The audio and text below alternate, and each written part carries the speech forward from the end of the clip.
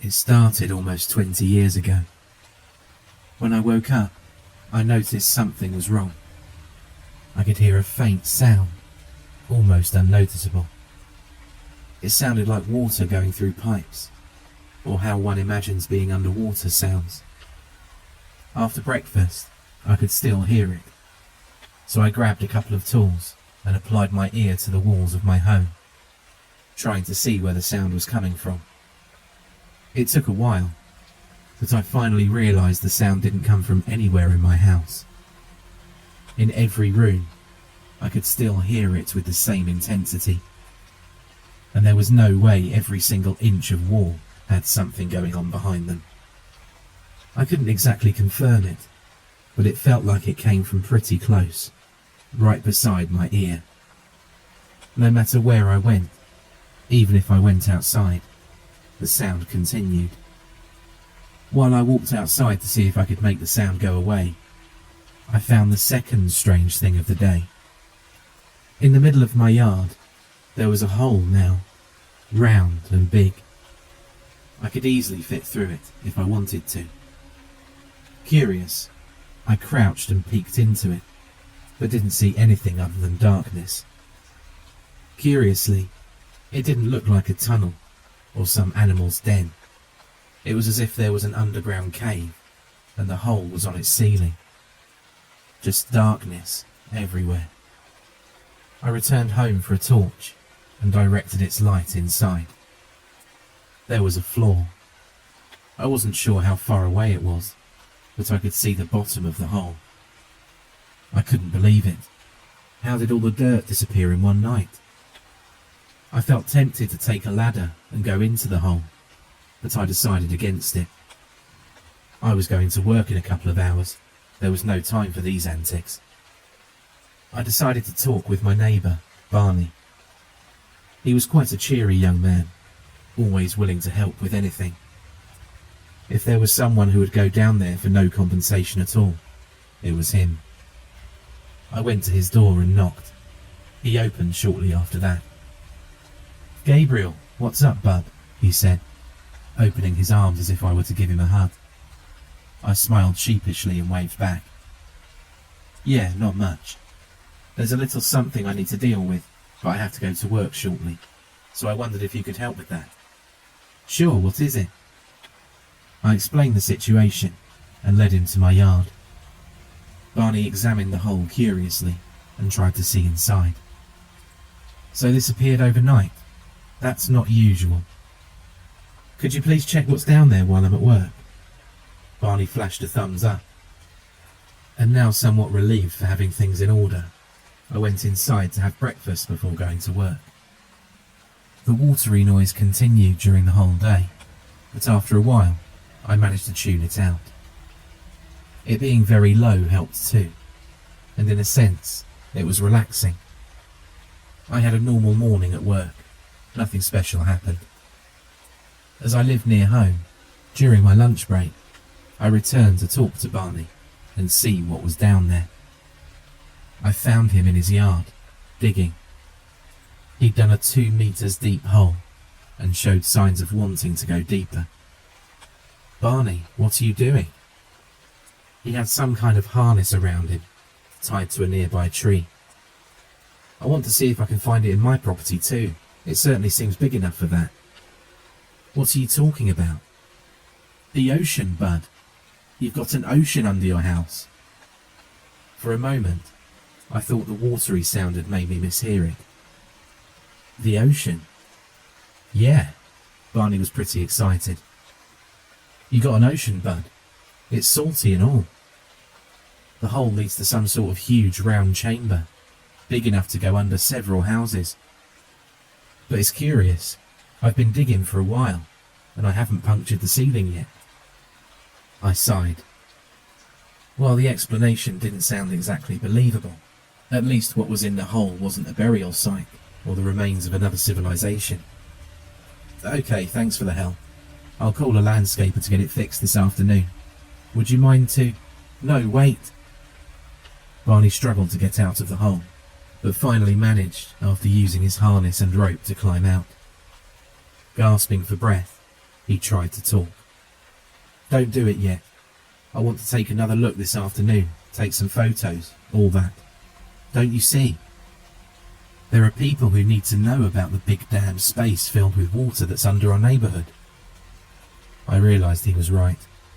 Calling landscapers wasn't going to be helpful at all. All right, do that. What will you do? I've got some connections in the municipal office. They'll know what to do. But I suppose it'll be a long bureaucratic process. You should pack some stuff in case they decide you need to move out for a few days. I decided I'd do that tonight. When I left for work again, he was going towards my yard with his camera and a ladder. I returned in the night. As I expected, during the night everything was silent, so the gurgling sounds behind my ear were more noticeable. I went to Barney's house to see how the whole matter had gone, but he didn't open the door. Thinking he was in his yard, I went there. The hole he'd been digging earlier was still there, just as he had left it, as well as the harness and rope on the tree. I just noticed in that moment that there were no lights turned on in his house. There were 1,000 reasonable explanations for that, so I didn't really pay attention to the fact that Barney wasn't home. Before I entered my house, I went to check the hole in my yard. There was Barney's ladder, propped on the edge, but I didn't bother to see if there was anything down there. "Barney?" I called, but nothing replied. I went inside my house and promptly continued with my usual night routines, with the watery sound still as background noise. That night, I dreamt I was underwater. Just deep blue water, bubbles, and that continuous gurgle. The sounds were still there the next morning. I frowned, taking the determination that if the next day I still heard it, I'd go to a doctor. When I went outside after breakfast, I saw Barney on his porch. "Hey Barney," I said, approaching. He didn't pay attention to me. I soon stood in front of him.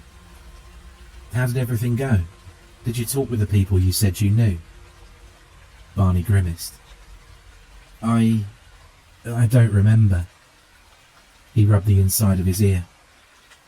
In that moment I noticed he was paler than normal. He seemed very scared.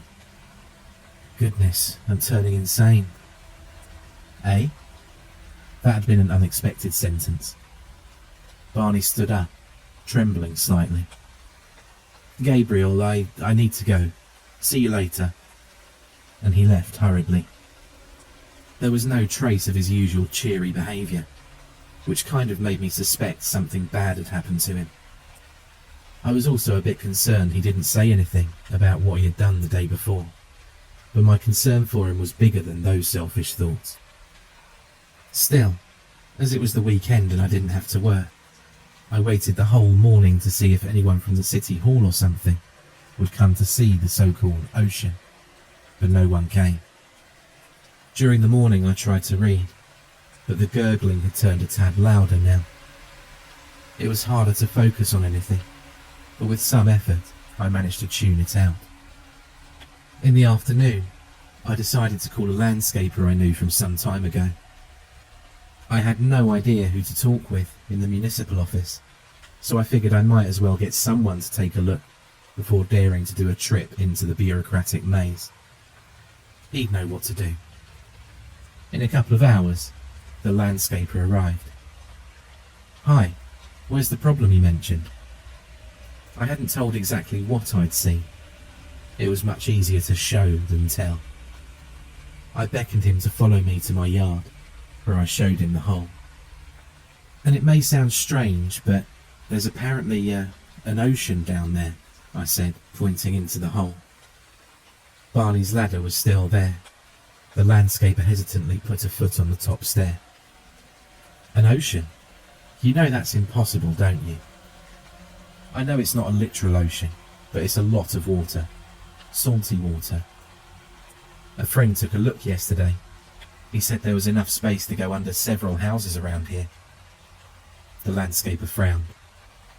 You should have called me instead of letting someone else get down there. He started to descend until he vanished from my sight. In a matter of seconds, a light appeared. It was a pretty potent lantern. You weren't kidding. This is a lot of water. Is that it? Just water? It's a cave filled with water, yes. It seems like it's been here for quite long. How did you find it? The hole suddenly appeared. I found it yesterday. Sometimes holes do appear. Perhaps the dirt was weakened by recent rain or something similar.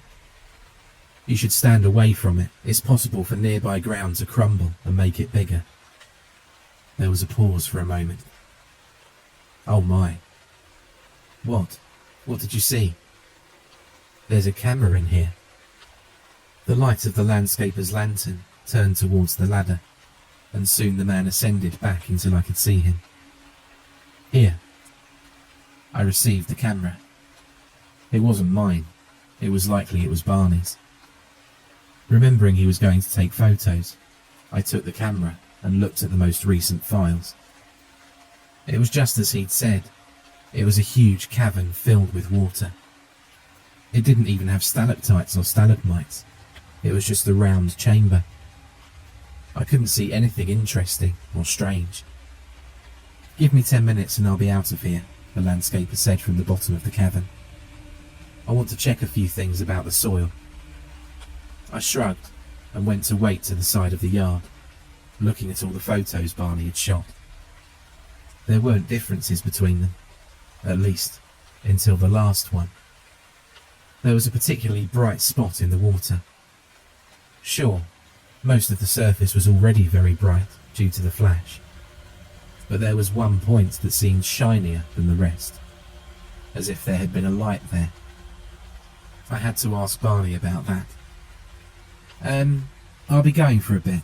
When you come out, please wait for me, okay? The landscaper said it was fine, so I went to Barney's house. When I arrived, I saw him with a suitcase, about to get into a cab. Barney, wait, I exclaimed, running to him. Where are you going?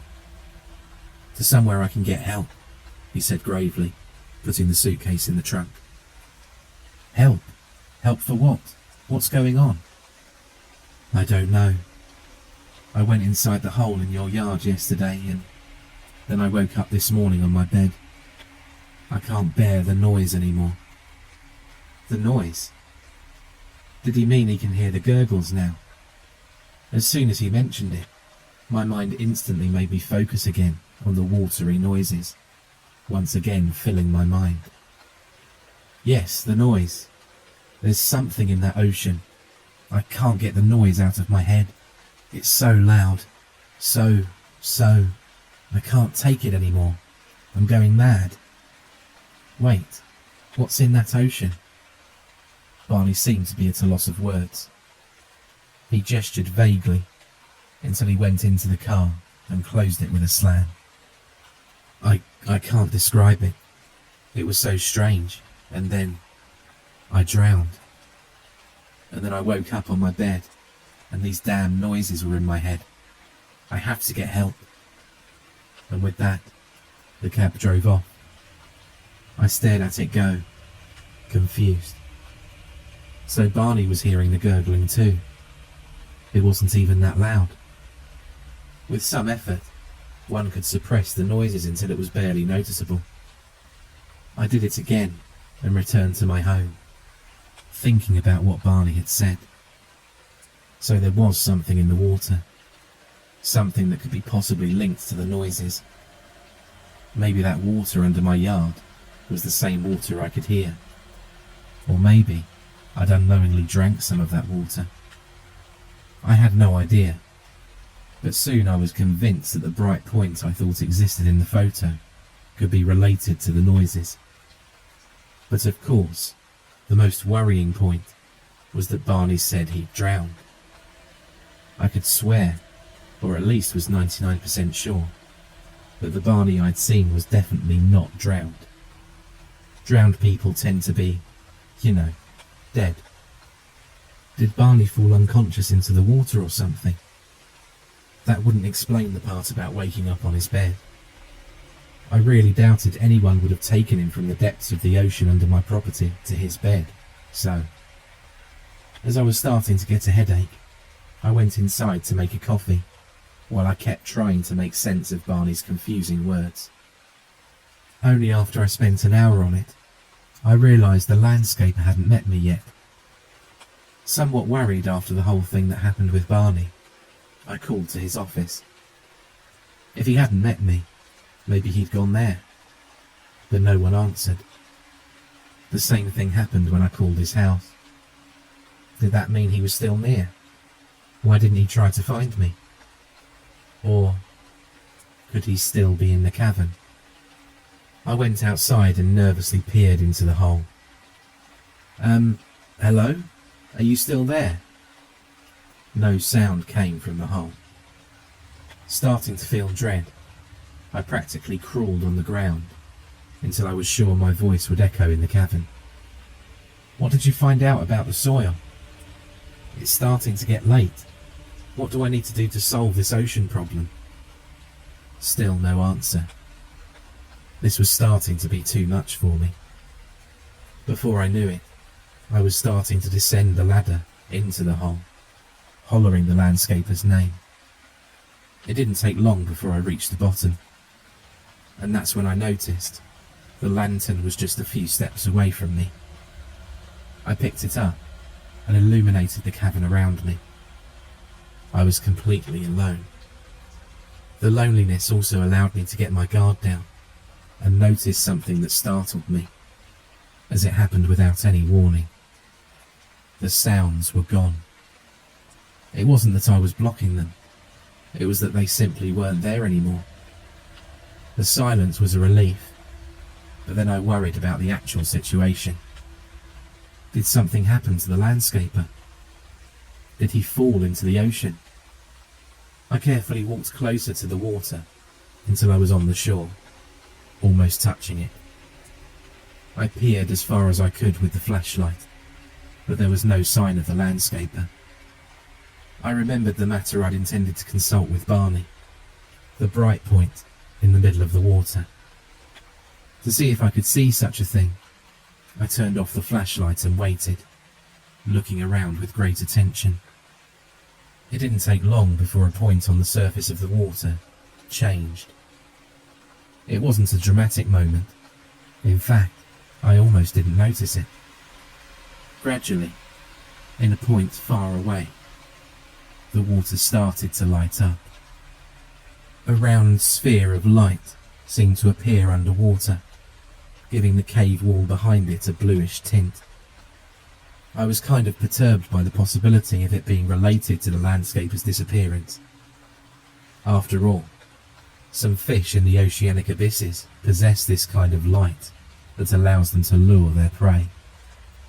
Not that I expected anything like that to be in here, but that's what it reminded me of.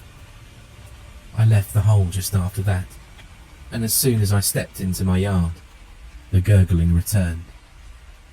I was shocked, trying to tell myself it was a coincidence, but it's obvious there was something in the hole linked to the noises. Despite that, I returned to my home and tried to keep my mind off the noises with less success than before. The gurgling was louder now. It took me a good while to fall asleep. I couldn't take my mind off the landscaper's disappearance and Barney's sudden behaviour, and the water noises didn't help either. I called once to the landscaper's office and home, but he didn't answer. After a couple of hours, I finally managed to sleep, telling myself over and over that they were fine. The next morning, I realised the noises were still there. I groaned, clutching my head. It was going to be the third day, and the gurgling didn't show any signs of stopping. I considered going to a psychologist, or to a pharmacist, or to anyone who could help me ignore the sounds. I couldn't imagine hearing them for any longer. In a dash of anxiety, I ran to the yard to get down into the hole again, craving for a moment of silence. I didn't care that I hadn't eaten anything yet, or that I was only wearing some shorts. I wanted a moment to think of what to do. Once I eventually sat on the little beach near the water, I took a moment to enjoy the silence. I could finally hear my thoughts. First of all, I decided I'd call the landscaper again. If no one answered, I'd go to his home, to his office, or wherever he could be, at least to know he was okay. I was convinced he'd taken a swim in the ocean, and that if the same thing that happened to Barney also happened to him, then there'd be once another man turning insane. Later, I'd go and try to find a way to shut out the gurgling. That was everything I planned. It wasn't much, but it gave me a sense of control. When I stood up to ascend back to my yard, I noticed the glow in the water was there once again. This time, I wasn't going to go away without checking what was causing that glow. Monstrous fish or not, it was time to get some answers. I stood up on the shore, dipping my feet into the water. The salty water was cold, as expected from a place where no heat was available. I slowly walked until I was up to my hips in the water, and then I jumped forward to swim. Thankfully, I'm a pretty good swimmer, so I was confident I wouldn't be in any trouble. While I swam, the sphere of light slowly sunk, and when I went towards the shore to see what happened, it moved nearer to the surface again. It was clear that there was something moving in the light, and it wanted me to get near it and go underwater. I felt some dread. What could be in there?